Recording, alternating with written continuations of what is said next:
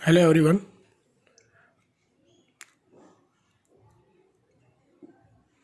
આપણે સ્ટાર્ટ કરીએ છીએ નવું ચેપ્ટર નીટ માટે, કોષ ચક્ર અથવા કોષ વિભાજનવાળું ચેપ્ટર. આપ સૌને મેં ટેક્સ્ટબુક બેઝડ રિવિઝન કરવા માટે 3 વિડીયો મોકલી આપેલા છે. આ વિડીયોઝનું પ્રોપર અભ્યાસ કરી, જો તમને ચેપ્ટર ઓલરેડી પરફેક્ટ તૈયાર છે તો એ વિડીયોઝ જોવા માટે 1.5-2 કલાકનો ટાઈમ બગાડવાની જરૂર નથી. પણ જો ચેપ્ટર કાચું છે તો એ વિડીયોઝ તમારે જોવા પડશે. હાલ હું ફક્ત અને ફક્ત એવા જ પોઈન્ટની ડિસ્કસ કરીશ કે જે ટેક્સ્ટબુકમાં આપેલા નથી પણ નીટમાં પૂછાવાની સંભાવના છે. ઓકે, સ્ટાર્ટ કરીએ છીએ આપણે. પહેલો પોઈન્ટ,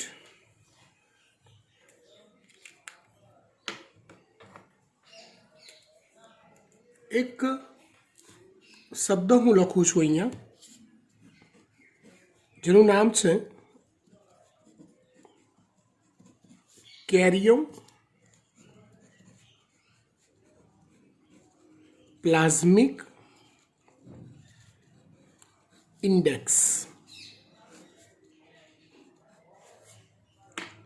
કેરિયોપ્લાઝમિક ઇન્ડેક્સ. કેરિયોપ્લાઝમિક ઇન્ડેક્સ એટલે શું? કે કોષમાં આવેલા કોષ કેન્દ્રનું કદ અને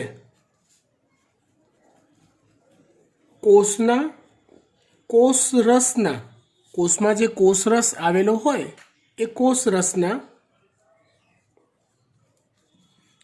જથ્થાના ગુણોત્તરને કેરિયોપ્લાઝમિક ઇન્ડેક્સ કહે છે. કોને કહેવાય છે? કોષમાં આવેલા કોષ કેન્દ્રનું કદ અને કોષરસના જથ્થાના ગુણોત્તરને કેરિયોપ્લાઝમિક ઇન્ડેક્સ કહેવાય છે. એક્ઝેક્ટલી આની થોડીક સમજ મેળવી લઈએ કે સીધી સાદી ભાષામાં વાત કરું ને તો આપણે એવું માનીએ છીએ, અને હકીકત પણ છે, કે કોષ કેન્દ્ર એ કોષના એટલે કે કોષરસ દ્વારા થતા બધા જ કાર્યોનું નિયમન કરે છે. કોષ કેન્દ્ર એ કોષરસ દ્વારા થતા બધા જ કાર્યોનું નિયમન કરે છે. સિમ્પલ ભાષામાં એવું કહેવાય કે કોષ કેન્દ્ર જેટલું મોટું હોય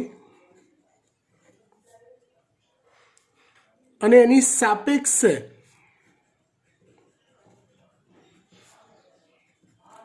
કોષ રસનો જથ્થો જેટલો ઓછો હોય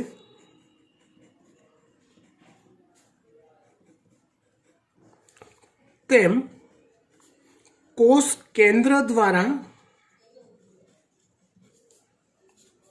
કોષના કાર્યોનું નિયમન સરસ થાય છે.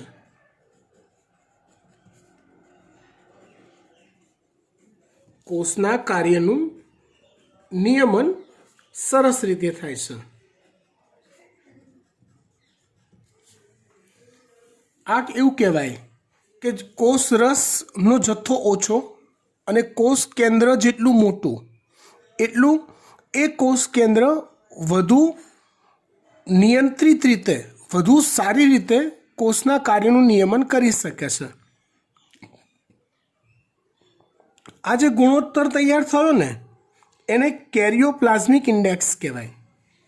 એનું વિરુદ્ધ એવું કહી શકાય કે કોષ કેન્દ્રના કદની સાપેક્ષે જો કોષરસનો જથ્થો વધારે હોય કોષ કેન્દ્રના કદની સાપેક્ષે જો કોષરસનો જથ્થો વધારે હોય, વધુ પડતો હોય, તો એ સંજોગોમાં કોષ કેન્દ્ર દ્વારા કોષના કાર્યોનું પ્રોપર નિયમન થઈ શકતું નથી. તો આવા સંજોગોમાં કોષ વિભાજન થવું અનિવાર્ય બને છે. આવા સંજોગોમાં કોષ વિભાજન થવું અનિવાર્ય બને છે. એટલે કોષ વિભાજન થવું ક્યારે અનિવાર્ય બને?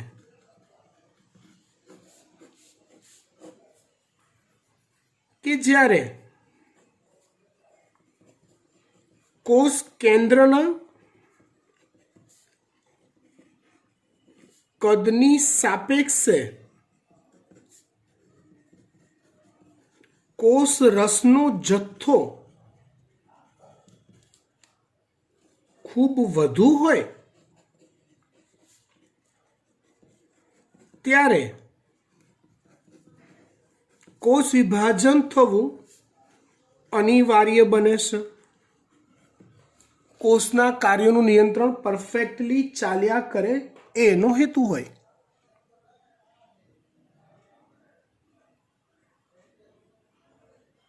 સીધી સાદી ભાષામાં એવું કહેવાય, જેમ કોષ કદમાં નાનો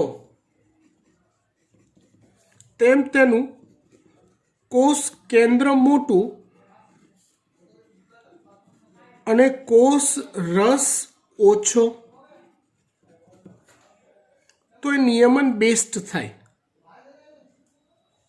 એ કોષના કાર્યનું નિયમન સારું થઈ શકે. અને જેમ કોષ કદમાં મોટો હોય તો સાપેક્ષે જોવા જાવ તો કોષ કેન્દ્ર નાનું થાય અને કોષ રસ વધુ થાય. તો આવા સંજોગોમાં નિયમન પ્રોપર થતું નથી. એટલે કોષ વિભાજન થઈ કોષનું કદ ઘટાડવું અનિવાર્ય બને છે.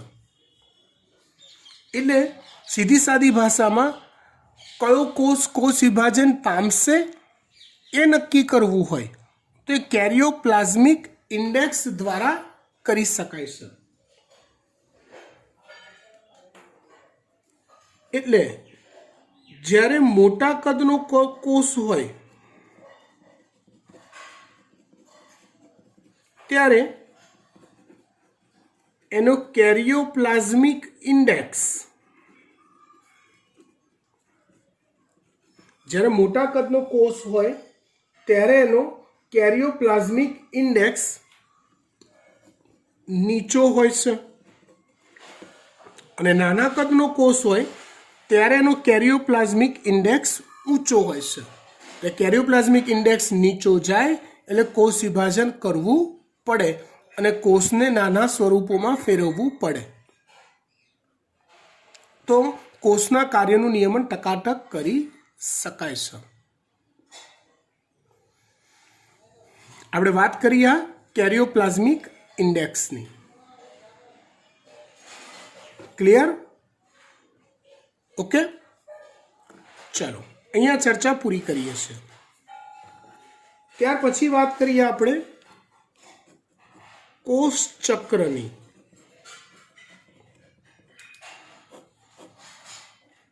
તો જુઓ, કોષ ચક્રમાં કોનો સમાવેશ થાય?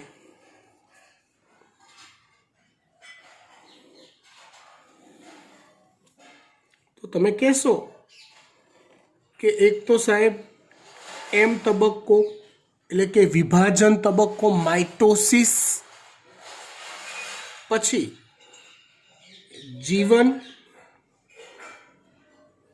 એસ અને G2 વિભાજન તબક્કો, અને આ છે આંતરાવસ્થા જેના 3 ઉપતબક્કા હોય, જીવન, એસ અને G2.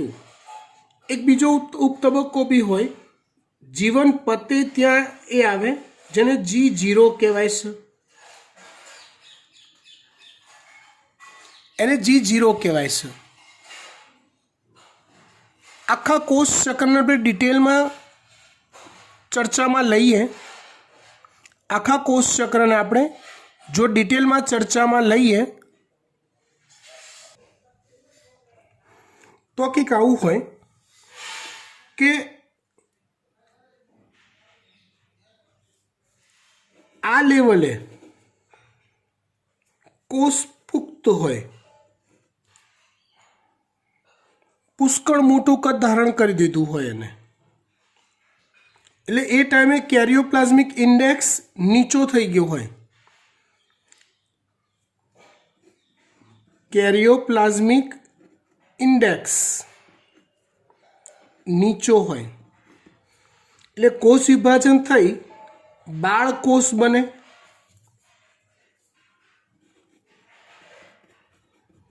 અને બાળકોષ બને ત્યારે કેરિયોપ્લાઝમિક ઇન્ડેક્સ ઊંચો જતો રહ્યો હોય, જે કોષ માટે સારી સ્થિતિ કહેવાય. ત્યાર પછી કોષ જીવન તબક્કામાં આવે, એસમાં આવે, G2માં આવે, ને એ પત્તા ફરી પાછો કોષ પુખ્તાવસ્થા પ્રાપ્ત કરે, વિશાળ કદ થાય. કોષ કેન્દ્રની સાપેક્ષે કોષનું કદ અનેક ગણું મોટું હોય, નિયમન બરાબર થાય નહીં, એટલે વિભાજન તબક્કામાંથી કોષને પસાર થવું પડે. અગત્યની વાત તમને સમજાવું કે આપણા શરીરમાં કે કોઈ પણ સજીવ શરીરમાં રહેલા દરેકે દરેક કોષ એ હર હંમેશ માટે વિભાજન પામતા હોતા નથી. વિભાજન પામેલા કોષો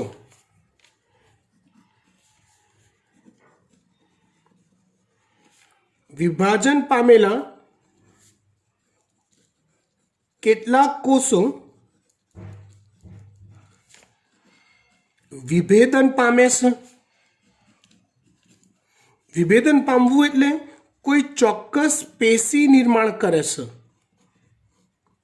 એટલે પોતાની વિભાજનશીલતા ગુમાવી દે છે એમ કહેવાય.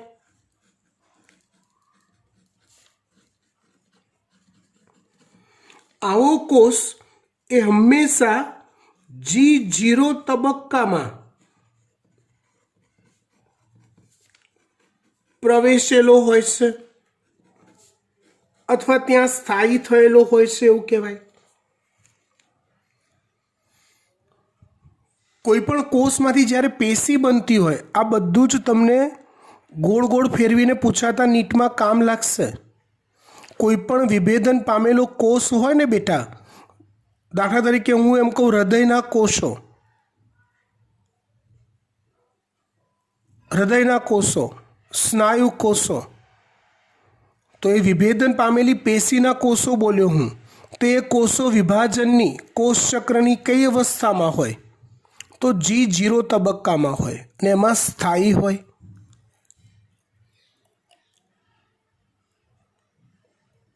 ખબર પડી વાત? ડન. હવે આપણે આ જ કોષ ચક્ર જેમાં વિભાજન તબક્કો જેને કહેવાય એમ, જેમાં ઓલી પૂર્વાવસ્થા, ભાજનાવસ્થા, ભાજનોત્તરાવસ્થા, અંત્યાવસ્થા, કોષરસ વિભાજન આવે, પછી જીવન, એસ, G2 આવી બધી અવસ્થાઓ આવે, જેનું ડિટેલ ડિસ્ક્રિપ્શન ચોપડીમાં ઓલરેડી આપેલું છે. અને મેં જે તમને વિડીયો શેર કર્યા છે આજે આપણા ગ્રુપમાં, એ વિડીયોઝમાં એનું ડિટેલ ડિસ્ક્રિપ્શન છે જ. એને રિલેટેડ કેટલીક જાણવા જેવી માહિતી આપણે જોઈએ વધારાની. તો તારા કેન્દ્ર જે છે તો એ હંમેશા એસ ઉપતબક્કામાં જ બેવડાય છે.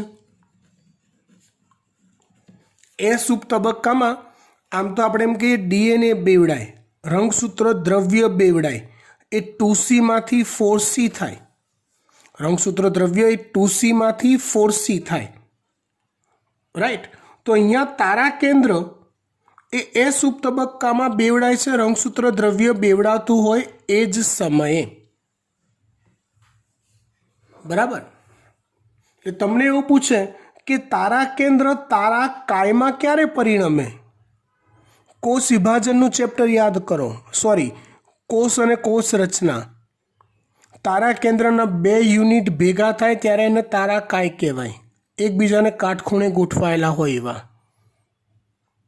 તો એસ ઉપતબક્કાના અંતે પ્રત્યેક કોષમાં એક તારા કેન્દ્રમાંથી બે તારા કેન્દ્રનું નિર્માણ થાય છે. તો એસ ઉપતબક્કાના અંતે તારા કાયમાં પરિણમે છે એવું કહેવાય.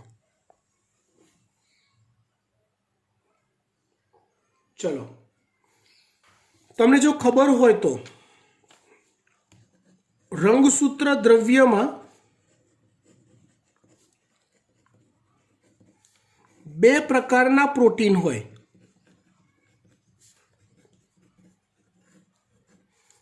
એક હોય છે હિસ્ટોન પ્રોટીન અને બીજા હોય છે બિન હિસ્ટોન પ્રોટીન. રંગસૂત્ર દ્રવ્યમાં બે પ્રકારના પ્રોટીન હોય, એક હોય હિસ્ટોન અને બીજા હોય બિન હિસ્ટોન પ્રોટીન અથવા નોન હિસ્ટોન પ્રોટીન કહેવાય. તો આ જે નોન હિસ્ટોન પ્રોટીન છે ને ટૂંકમાં NHC પ્રોટીન કહેવાય. Non histone chromosome protein. Non histone chromosome protein એટલે કે નોન હિસ્ટોન પ્રોટીન. એ પ્રોટીનનું સંશ્લેષણ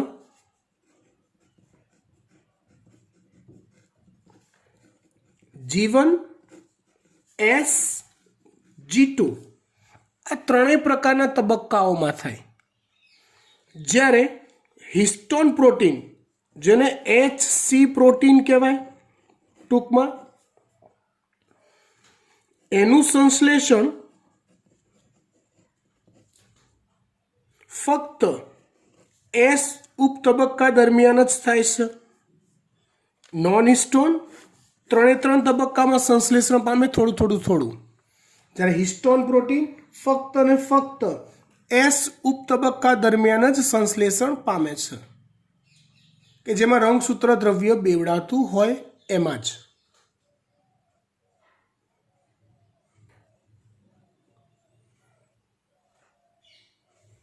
હવે આ જે કોષ ચક્રનું કાર્ય છે એ કોષ ચક્રના કાર્યનું નિયમન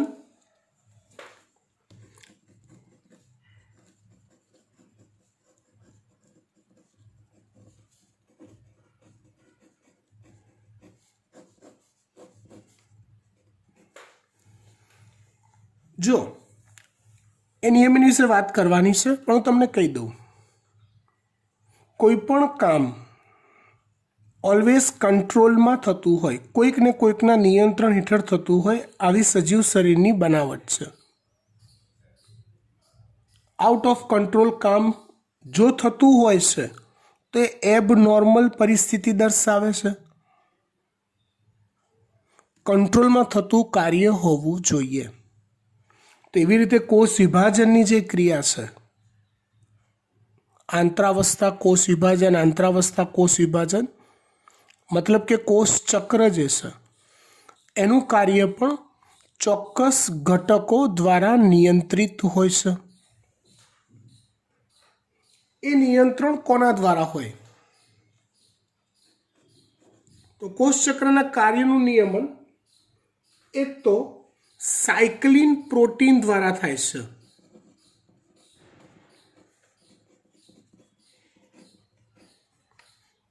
અને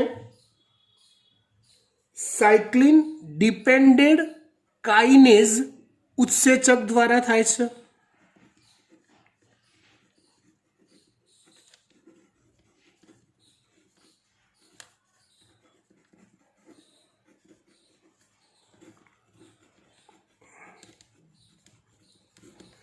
જો આ ઉત્સેચકનું નામ આમ તો કાઇનેસ છે, પણ એ કાઇનેઝનું કાર્ય એ સાયક્લિન પ્રોટીન પર ડિપેન્ડેડ છે, માટે એનું નામ આપ્યું છે સાયક્લિન ડિપેન્ડેડ કાઇનેસ. સીધી સાદી ભાષામાં હું કહું તો આ જે કાઇનેઝ ઉત્સેચક છે એ કાઇનેઝ ઉત્સેચકને સક્રિય થવા માટે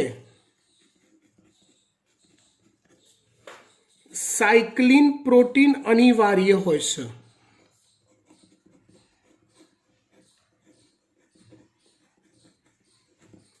સીધી સાદી ભાષામાં જો હું કહેવા જાઉં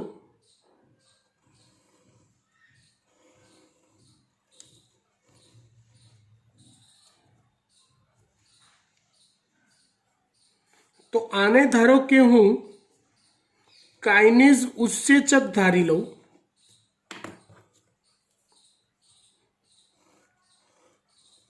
અને આ ભાગ જે છે એ સાયક્લિન પ્રોટીન કહી દઉં.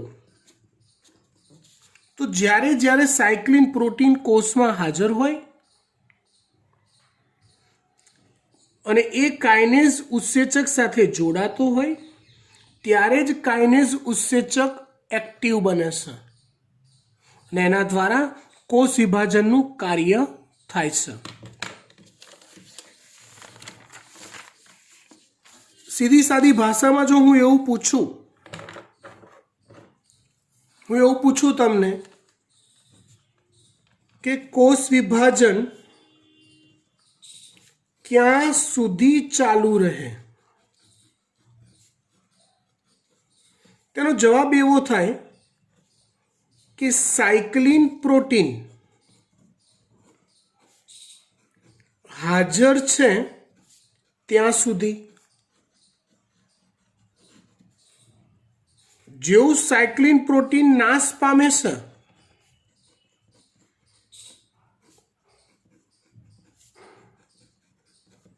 એટલે કાઇનેઝ ઉત્સેચક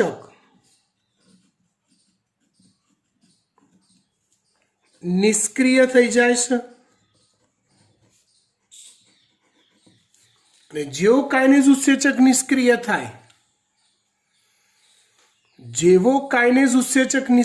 થાય એવું તરત જ કોષ વિભાજન અટકી જાય છે. કોષ વિભાજન ચાલુ રહેવું કે અટકવું એ આ બંનેની જોડી પર આધાર રાખે છે, કાઇનેસ અને સાયક્લિન પ્રોટીન. કાઇનેસ તો હાજર જ છે, સાયક્લિન પ્રોટીન જો હાજર કાઇનેસ સાથે જોડાયો તો કોષ ચક્ર ચાલુ ને ચાલુ. સાયક્લિન પ્રોટીનનો નાશ, વિઘટન, કાઇનેઝ એકલો પડી ગયો, નિષ્ક્રિય થઈ ગયો, કોષ ચક્ર અટકી ગયું. આવી સિમ્પલ વાત છે.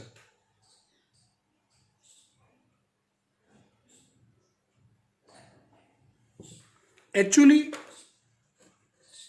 આ એસ કાઇનેઝ સાથે એસ પ્રોટીન જોડાય એનાથી ડીએનએ સ્વયંજનન શરૂ થાય છે. ડીએનએ સ્વયંજનન એ કોષ ચક્રની એક મહત્વની ભૂમિકા ભજવતું એક ઘટના છે. એ એસ કાઇનેઝ અને એસ પ્રોટીન પર આધારિત હોય છે. એ જો જોડાયેલું હોય તો જ ડીએનએ સ્વયંજનન થાય છે. આવા બીજા બે ઉત્સેચકો અથવા એક બીજો ઉત્સેચક પણ છે, એમ કાઇનેઝ અને એમ પ્રોટીન. અહીંયા એમનો અર્થ સમજવાનો છે માઇટોસિસ.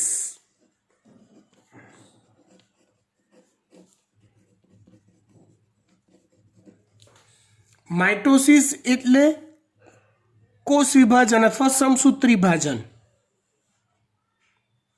એટલે હું એવું કહું કે જ્યારે એમ કાઇનેઝ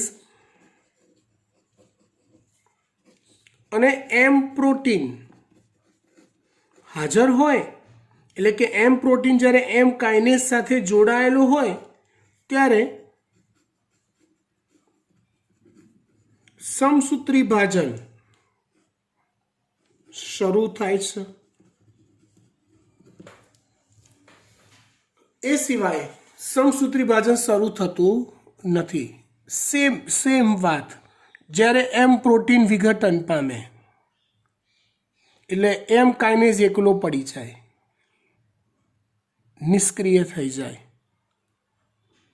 કોષ વિભાજન એટલે કે માઇટોસિસ અટકી જાય. વાત ક્લિયર થઈ ગઈ? ડન? પાક્કું? ફાઇન. હવે આગળ વાત કરીએ એ પહેલા આટલી વસ્તુ જે કીધી એ સંપૂર્ણ નવી છે તમારા માટે. તો સૌથી પહેલા ટેક્સ્ટબુકમાં આપેલા જે ટોપિક્સ છે, જે કાચા પાકા છે તો વિડીયોઝ જોઈ લો, સરસ પાક્કા થઈ જશે. પછી આટલો ટોપિક તૈયાર કરો અને ત્યારબાદ આગળનો જે ટોપિક છે નીટ માટેનો એમાં પર કોન્સન્ટ્રેટ થાઓ.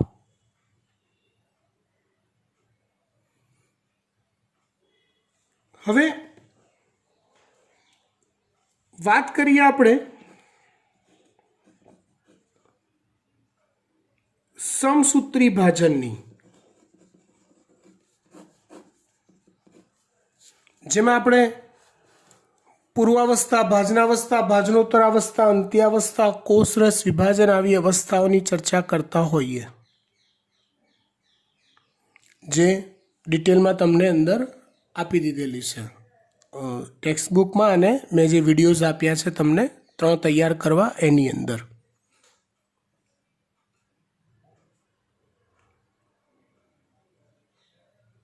હવે સમસૂત્રી ભાજન માટેની કેટલીક નવી વાતો સમજીએ કે જે ટેક્સ્ટબુકમાં નથી આપી. એક છે એસેન્ટ્રિક સમભાજન, અથવા એને કહેવાય એનાસ્ટ્રલ સંભાજન. નવો શબ્દ છે એસેન્ટ્રિક સંભાજન અથવા એનાસ્ટ્રલ સંભાજન. ટેક્સ્ટબુકમાં જે ભણ્યા એ તો ખરું જ, આ એ સિવાયની વાત છે. ઉચ્ચ કક્ષાની વનસ્પતિ કોષ લઈ લઈએ આપણે.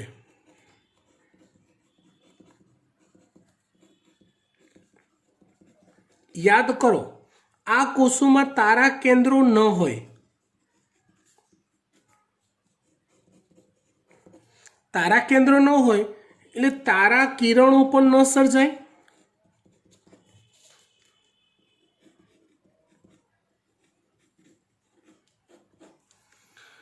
જો તારા કિરણ વગરનું સંભાજન હોય તો એને એસેન્ટ્રિક અથવા એનાસ્ટ્રલ સંભાજન કહેવાય છે.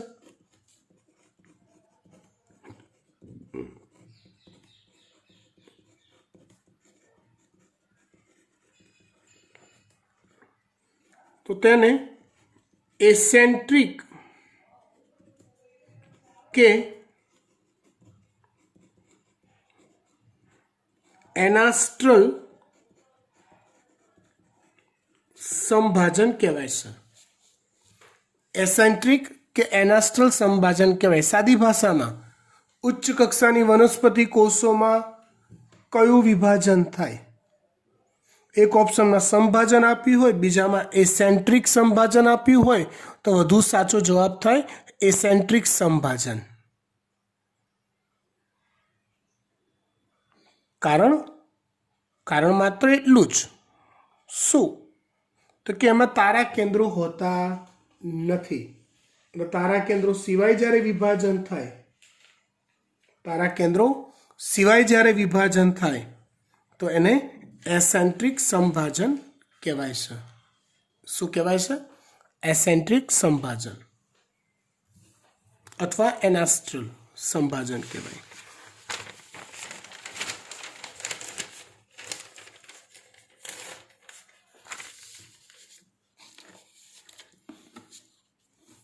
બીજો પ્રકાર આવે સમભાજનનો, સેન્ટ્રિક સમભાજન.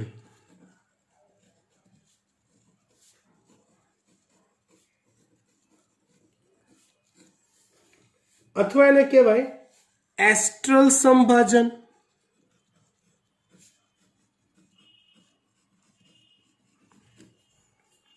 અથવા એને કહેવાય એસ્ટ્રલ સમભાજન. આ તો હું ના સમજાવું તોય ચાલે. તારા કેન્દ્ર હાજર હોય એટલે તારા કિરણો હાજર,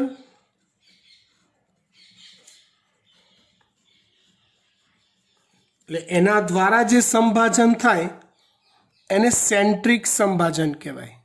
એના દ્વારા જે સંભાજન થાય એને સેન્ટ્રિક સંભાજન કહેવાય. ડન.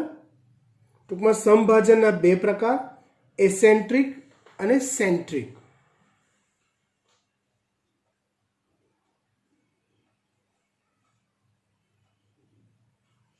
હવે ત્યાર પછી આગળ વાત કરીએ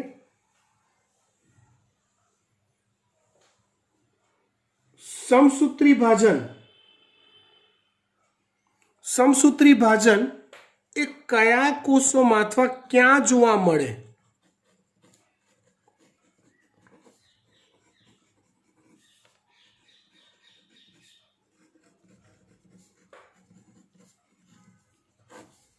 તો આનું એક આમ તો સિમ્પલ લોજિક આપી શકાય કે દૈહિક કોષોના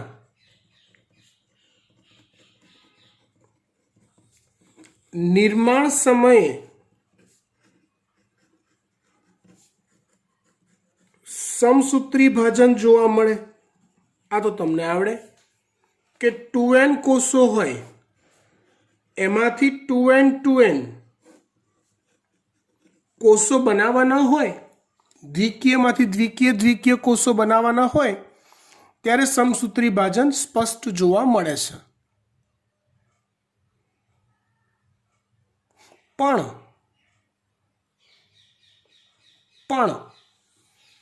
સમજો બરાબર, ઓલું ખબર છે એકવિધ જીવન ચક્ર આવતું હતું વનસ્પતિ વર્ગીકરણમાં આવતું હતું, નીચલી કક્ષાની વનસ્પતિઓમાં જોવા મળે એવું. એમાં એટલે કે એવા સજીવોમાં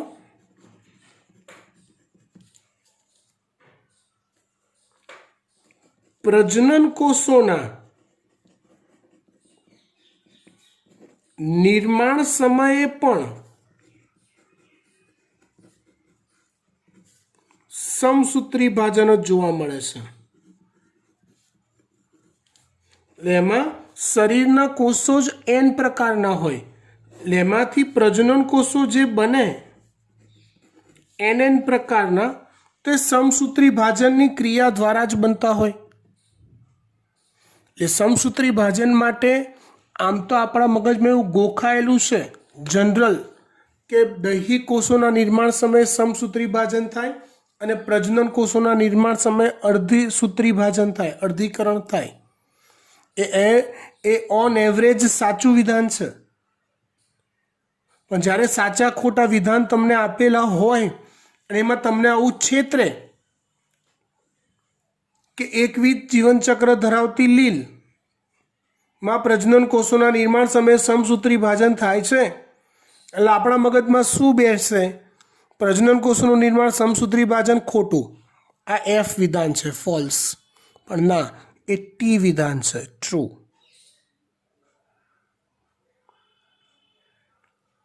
સમજ પડી વાત? That's fine. હવે આમાં સજીવ પર તમારે જવું હોય તો એકવિધ જીવનચક્ર ધરાવતા સજીવોના એક્ઝામ્પલ ટેક્સ્ટ બુકમાં આપેલા છે, જાતે શોધો અને આનું મટીરિયલ રેડી કરો ત્યારે જોડે અંદર લખી કાઢો એ સજીવોનું નામ.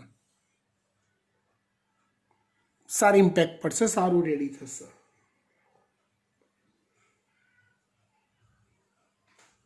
ત્યાર પછી આગળ આપણે જોવાનું છે સમસૂત્રી ભાજનના રૂપાંતરણો અને બીજા અમુક ટોપિક્સ. એટલે નેક્સ્ટ લેક્ચરમાં આ ચેપ્ટરના નીટના વધારાના ટોપિક્સ પૂરા થઈ જશે. બરાબર, હાલ આપણે આટલે સુધી રાખીએ છીએ. ઓકે, વધુ આવતા અંકે ત્યાર પછી સ્ટાર્ટ કરીશું પ્લાન્ટ ફિઝિયોલોજી. બાય.